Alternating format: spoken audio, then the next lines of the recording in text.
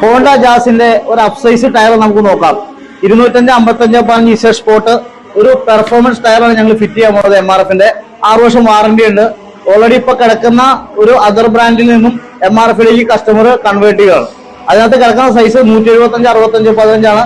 ഇത് 255, 15 Z sport എന്നാണ് tyre.